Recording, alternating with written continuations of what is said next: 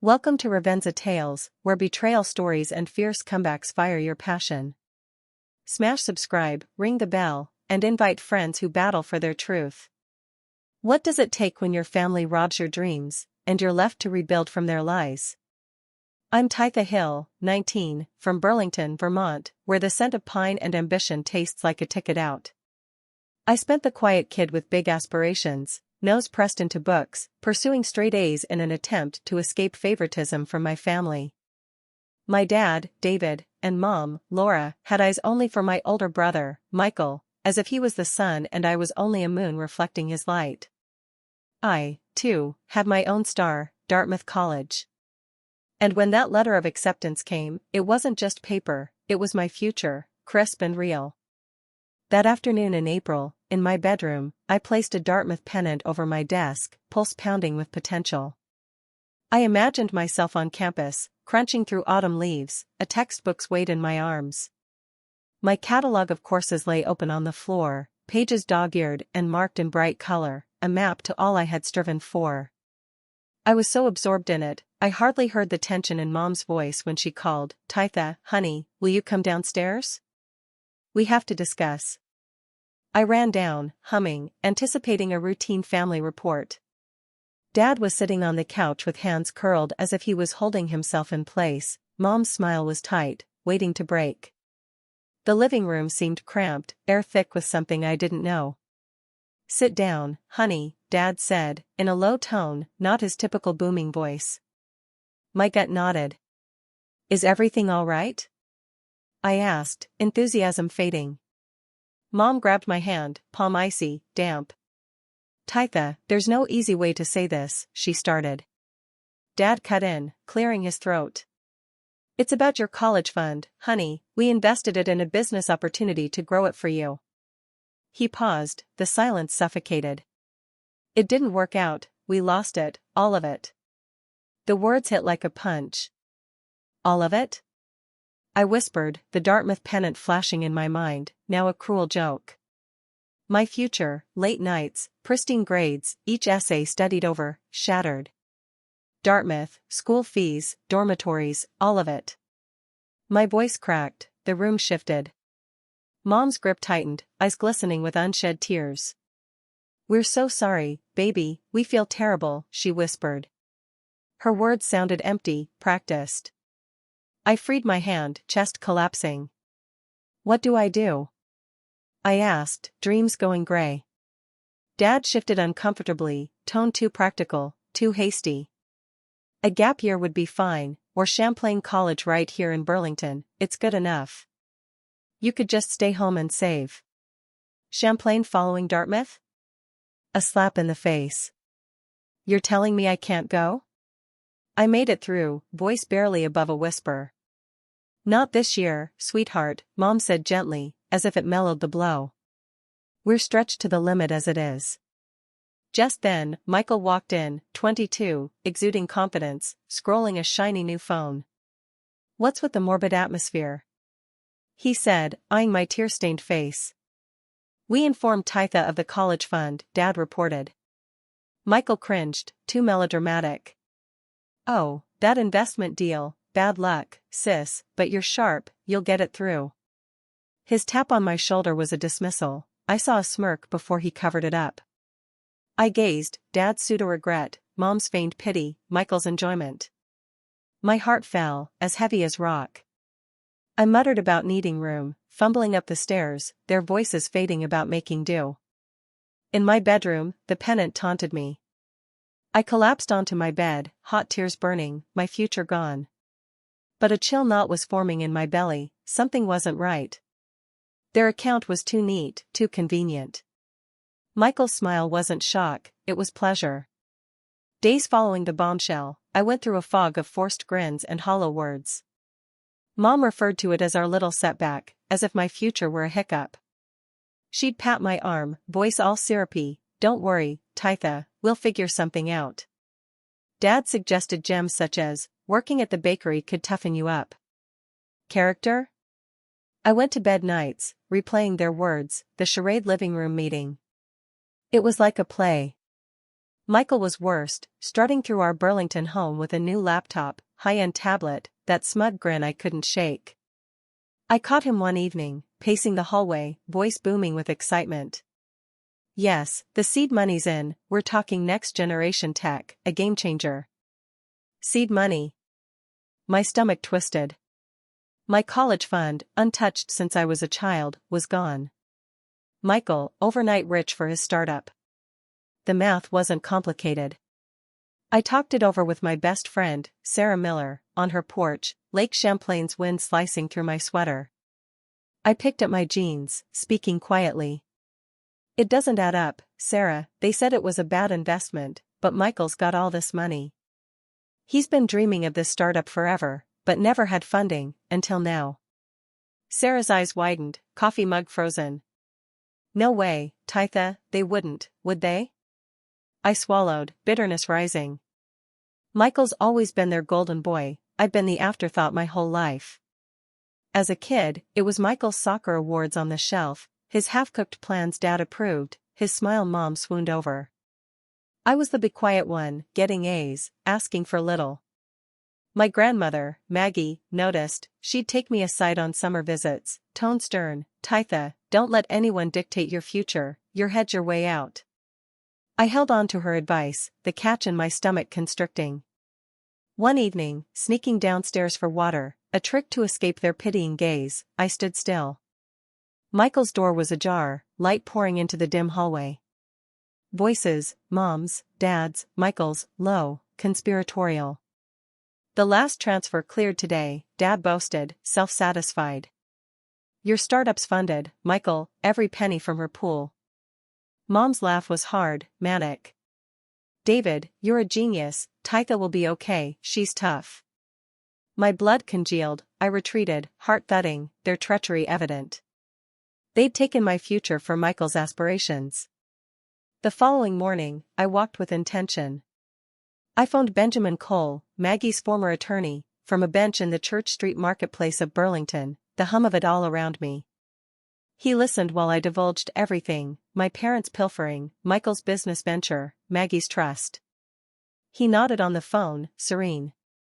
Your grandmother arranged for this, she created a trust for you to safeguard. I went to see him in his office, a cramped room with the scent of old books, and he walked me through the terms of the trust. It paid for Dartmouth's tuition, acquired years earlier.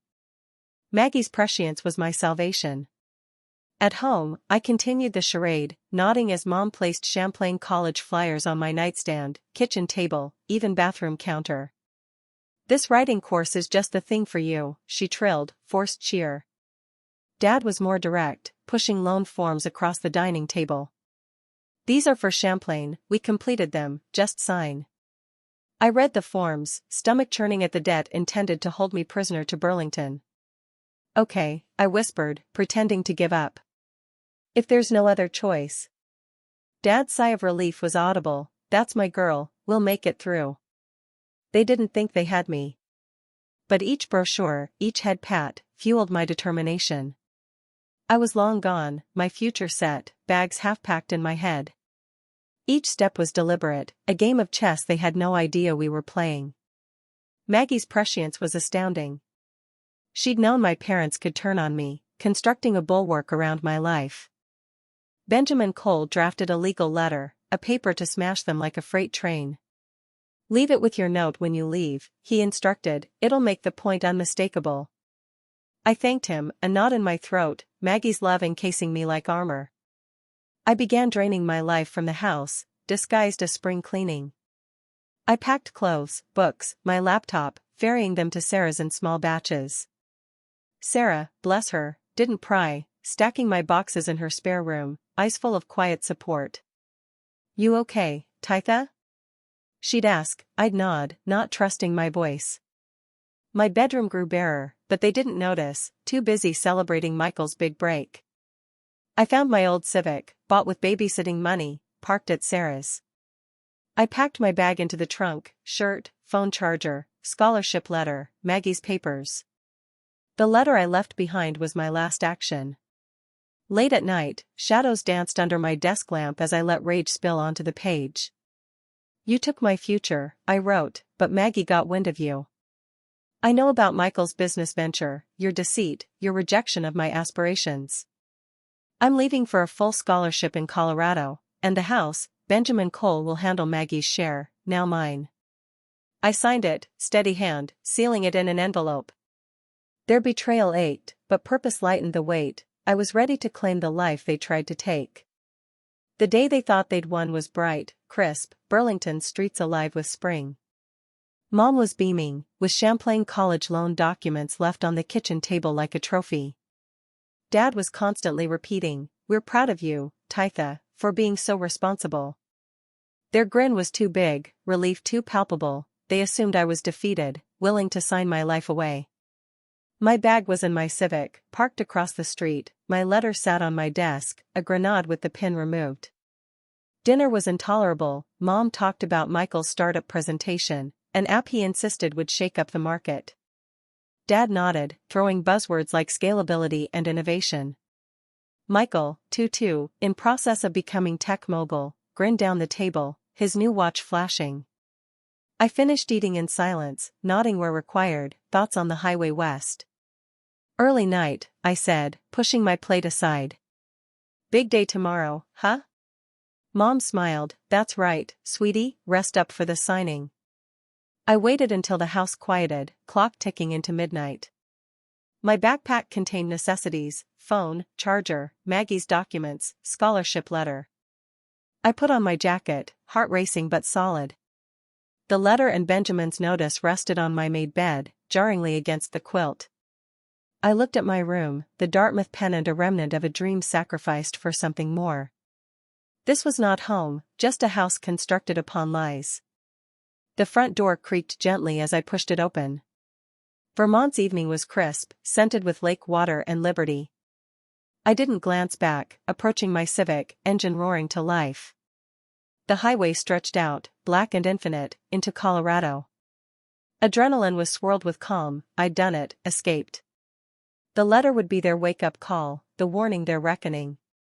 I imagined it, driving as Vermont's dawn crept up behind me. Mom would yell upstairs, sounding phony cheerful, "Titha, breakfast, time to sign papers." No response, she'd go up the stairs, annoyance simmering. Dad would accompany her, complaining about timeliness. They'd enter my room and find it vacant, bed made, bookshelves empty, posters vanished. Anxiety would translate to terror as Mom saw the envelope, my name stark in black ink. Her hands would tremble, opening it. Dad would peer over. Michael, reclining nearby, would be frustrated at the delay. My letter told it like it was, "I am aware you pilfered my college savings for Michael's business venture. You deceived, declared me resilient to justify your treachery. I have an all-expenses-paid scholarship at a Colorado university, and Maggie's trust earns me a third of the house. Benjamin Cole will contact you." The stamped, official legal notice would strike like a lightning bolt. By the New York state line, my burner phone, bought with cash to avoid tracking, buzzed relentlessly. "Mom, Titha, where are you? This isn't funny." "Dad, answer your phone, young lady." "Michael, what the hell is this letter? You're ruining everything." I let them go to voicemail, a bitter smile tugging my lips. Their panic faded with the miles. Sarah texted, full of energy, "Oh my God, Titha, they discovered the letter, your mom is hysterical," called my mom crying. Dad screaming, "Michael's freaking out about his funding, what did you do?" I stopped at a gas station, prepared to dump the burner.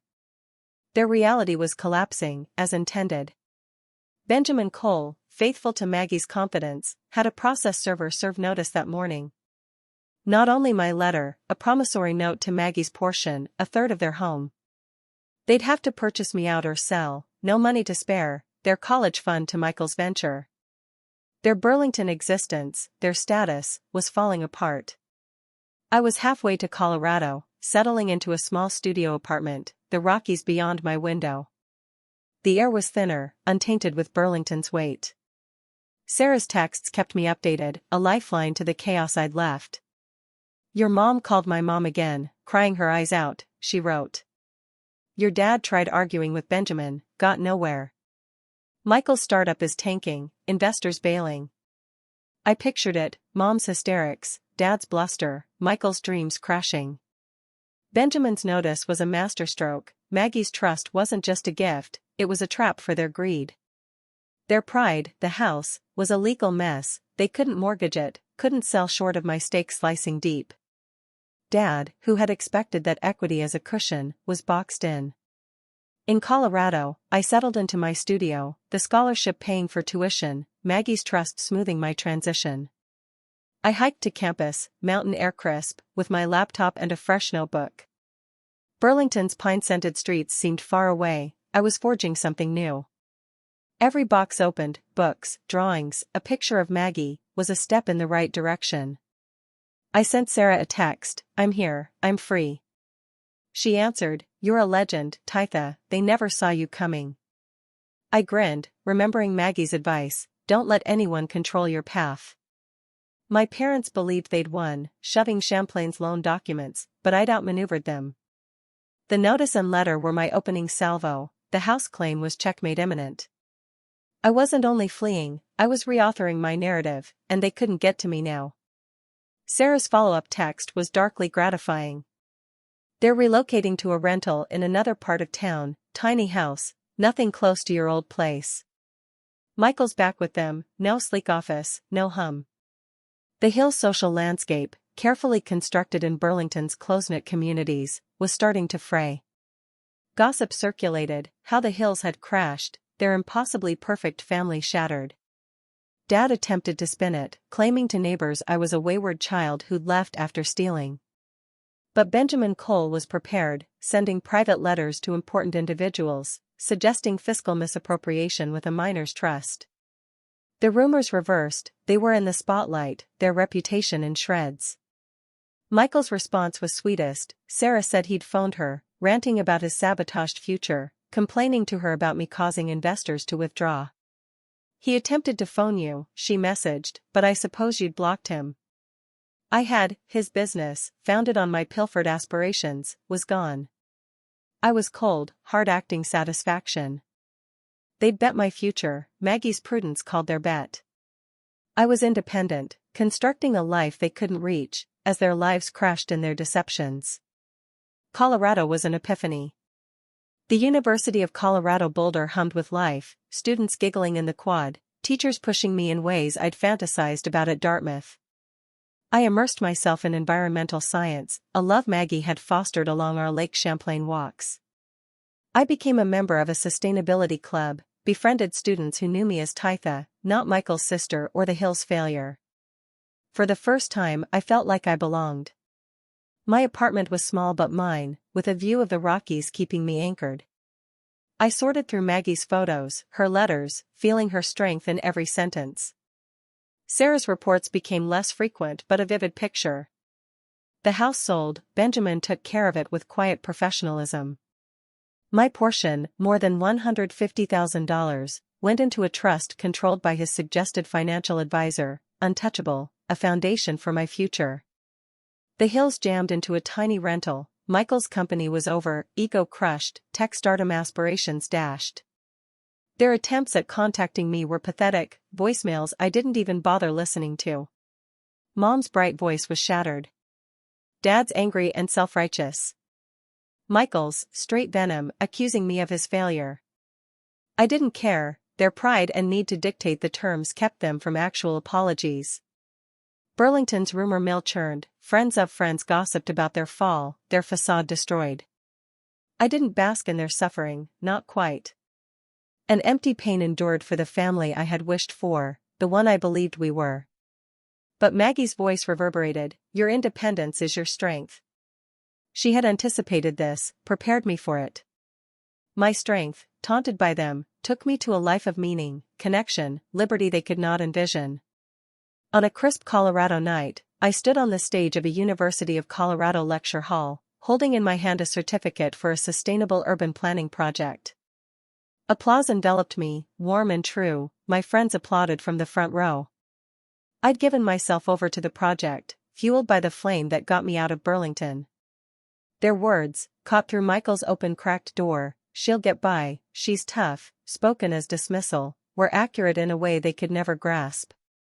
My strength wasn't survival, it was resurrection. Maggie's faith, her trust, was my anchor. If she weren't here, I'd be back in Burlington, signing checks, bound by deception. But I was here, creating a life they couldn't reach. The Hills' world crumbled, Michael's business failure, their home sold, reputation lost. Sarah texted, neighbors gossip about their fiscal mistakes, their golden boys crash. They attempted to shatter me, shape me small, but tempered me instead. In Boulder, I flourished, classes ignited my intellect, late-night study sessions ignited my passion. I climbed the Flatirons, Maggie's picture in my pocket, her words urging me on. My sustainability club felt like home, individuals who respected my mind, not my brother's shadow.